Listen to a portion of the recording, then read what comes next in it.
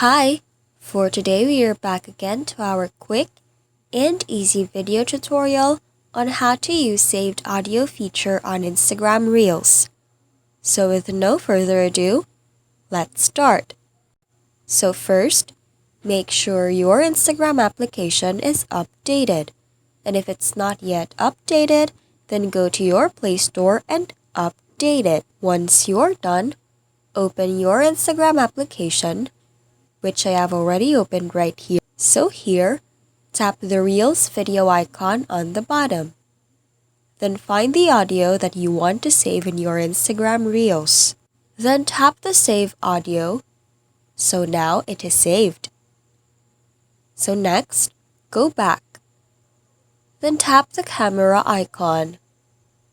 Then on the left side, tap the music option. Then tap Save. So you can see here your saved audio. Then just tap the audio.